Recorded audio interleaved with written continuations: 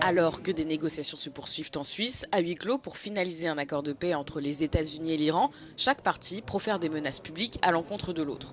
Au moment même où les pourparlers débutaient, le président américain Donald Trump a menacé de lancer de nouvelles frappes contre l'Iran si celui-ci n'empêchait pas le Hezbollah de semer le trouble au Liban. Le négociateur en chef iranien, Mohammad Bagher Ghalibaf, a répondu à la menace de Trump, avertissant les États-Unis de faire attention à leurs déclarations. Le vice-président américain J.D. Vance avait auparavant salué ce qu'il a qualifié de rencontre historique et exprimé l'espoir de tourner la page avec l'Iran. Les négociations s'ouvrent dans un contexte marqué par les affrontements survenus ces derniers jours entre l'armée israélienne et le groupe militant du Hezbollah, soutenu par l'Iran, dans le sud du Liban. Les deux pays ont pourtant récemment conclu un cessez-le-feu. Celui-ci est une des exigences clés de Téhéran dans les négociations avec les États-Unis. Washington espère obtenir des concessions de la part de Téhéran concernant son programme nucléaire et le pousser à s'engager à maintenir ouvert le détroit d'Ormuz.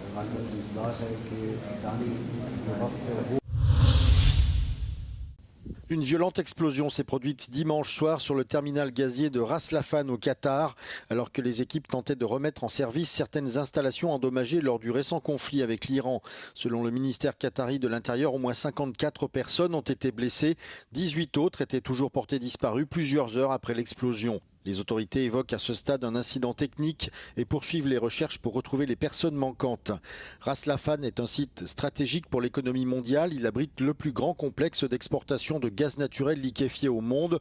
Le Qatar figure parmi les principaux producteurs de GNL de la planète avec la Russie et les États-Unis. Ce nouvel incident pourrait accentuer les tensions sur les marchés de l'énergie. Les exportations qataries étaient déjà fortement affectées par le conflit régional et par les difficultés de navigation dans le détroit d'Ormuz, passage essentiel pour les livraisons vers les clients internationaux. En mars dernier, un missile iranien avait frappé le terminal de Ras Laffan, provoquant un important incendie et des dégâts considérables. Selon le ministre de l'Énergie, cette attaque avait réduit de près de 17% les capacités d'exportation de GNL du pays, avec des réparations estimées entre 3 et 5 ans.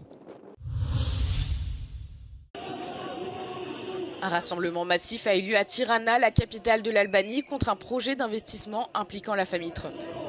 Les manifestations dénoncent un projet de complexe touristique de luxe prévu sur les rives de l'Adriatique, mais se sont mués en un mouvement anti-système désormais surnommé la Révolution des Flamants Roses.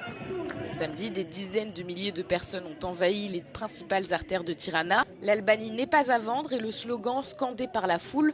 D'autres critiquent le projet en lui-même. Les manifestants appellent également le Premier ministre Edi Rama à démissionner. Rama soutient en effet ce projet immobilier près de Svernica et de la lagune de Narta dans lequel sont impliqués Ivanka, la fille de Donald Trump, et son mari Jared Kushner. Cependant, une grande partie de l'opinion publique critique le manque de transparence entourant ce complexe touristique. Sa construction est prévue sur une zone humide protégée. À la suite de l'importante manifestation de samedi, plusieurs militants, la plupart issus de la diaspora albanaise venus spécialement à Tirana, ont passé la nuit devant le bureau du Premier ministre.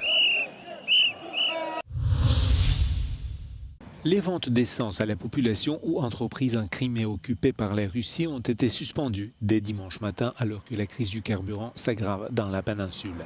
Selon le responsable du gouvernement fantoche du territoire illégalement annexé par Moscou, le carburant ne sera vendu qu'aux organismes gouvernementaux qui assurent le fonctionnement et la sécurité de la République de Crimée. Cette mesure intervient alors que les attaques de Kiev contre le secteur énergétique russe ont perturbé la vie quotidienne en Crimée occupée, avec de longues files d'attente aux stations-service depuis des jours et un approvisionnement déjà sévèrement limité. L'Ukraine a multiplié les attaques contre des installations pétrolières russes ces derniers mois. Dimanche, le président ukrainien Volodymyr Zelensky a déclaré que ses forces avaient frappé des installations des deux côtés du pont de Crimée, notamment des infrastructures logistiques maritimes utilisées pour le transport de pétrole dans la région de Krasnodar et un dépôt pétrolier à Kerch, ville temporairement occupée. Ce dimanche, les autorités russes ont annoncé la fermeture du pont de Crimée ainsi que la mort de 5 personnes dans les frappes ukrainiennes sur les installations en Crimée occupée et dans le kraï de Krasnodar. Le trafic maritime sur le détroit de Kerch est temporairement suspendu. Dans le même temps, les attaques russes contre l'Ukraine se sont poursuivies sans relâche, les autorités locales de l'Est de l'Ukraine faisant état dimanche d'au moins 3 morts et de 22 blessés.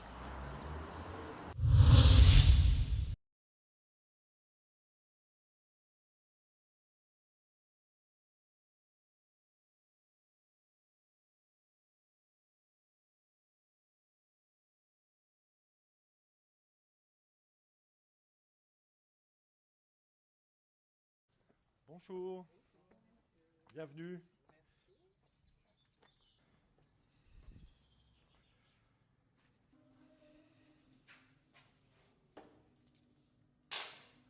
Été comme hiver, nous avons une température constante d'entre 19,5 et 20 degrés, due à une machine qui recycle l'air, parce que comme on est dans une cave, donc un milieu complètement fermé, cette machine nous recycle l'air et nous redonne de l'air frais, ce qui a stabilisé la température.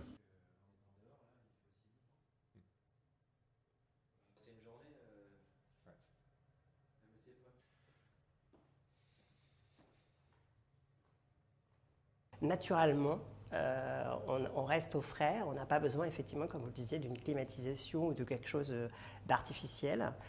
Et c'est pareil l'hiver. L'hiver, si vous regardez les murs en fait, d'un troglodyte, il n'y a pas d'isolant, il n'y a pas d'isolation sur ces murs, c'est uniquement des murs de tuffeau en façade. Et donc du coup, quand on chauffe à l'intérieur, l'hiver, on n'a pas froid puisqu'en fait la chaleur ne part pas à l'extérieur, elle reste vraiment à l'intérieur. C'est, je pense, en tout cas le meilleur isolant naturel qu'on ait aujourd'hui.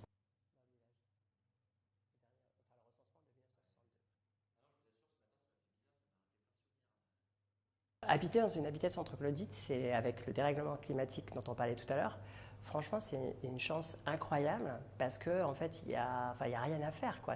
Au contraire, c'est juste profiter, je dirais, de cette fraîcheur naturelle que la roche, finalement, nous donne pour passer, justement, et vivre ces périodes de canicule régulières que l'on a maintenant depuis ces dernières années, de manière agréable.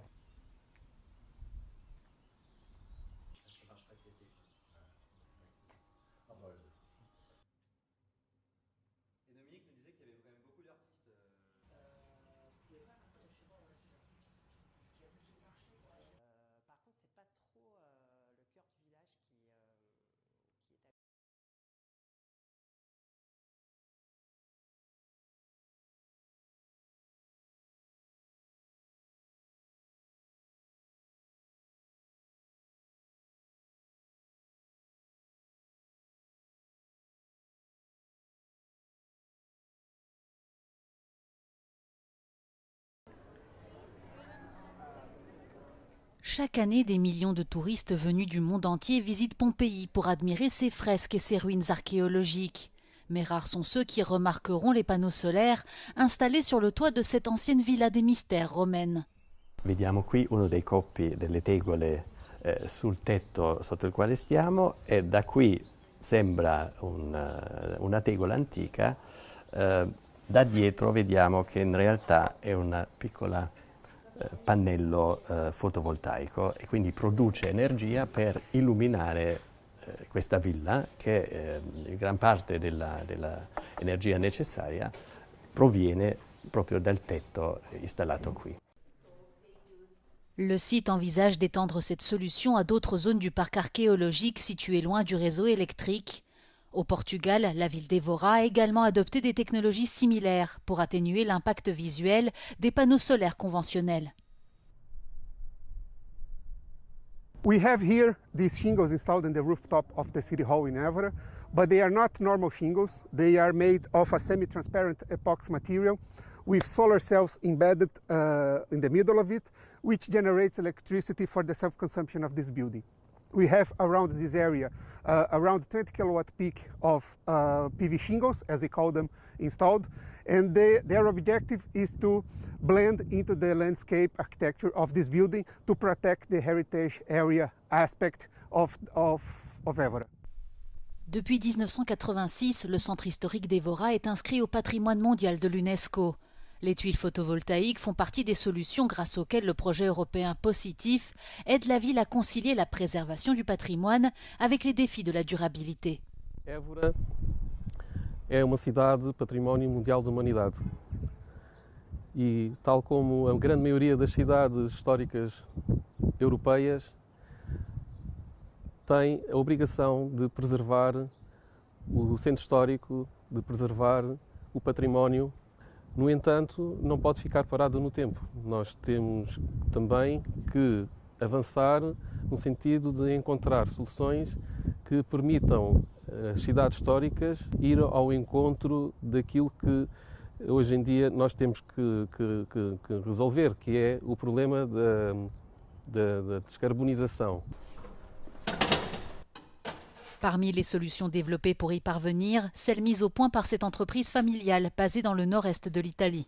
Il coppo è un composto di resina che viene versato al primo strato, si prendono le celle fotovoltaiche che abbiamo già saldato in precedenza, le si mette dentro, successivamente si prende un altro strato che è un composto fatto con dei carichi, l'ultimo passaggio è abbassare lo stampo e togliere finalmente il prodotto finito, che è appunto un composto di resina con all'interno le celle che abbiamo visto prima.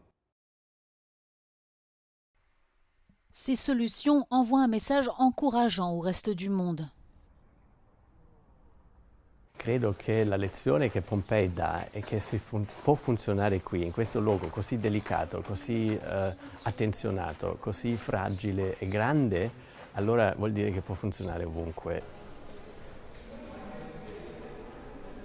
La ville d'Évora teste aussi des toitures vitrées avec panneaux photovoltaïques et auvents solaires dans les cours des écoles de son centre historique. Les autorités locales évaluent régulièrement ces technologies pour voir si d'autres villes européennes peuvent aussi les adopter.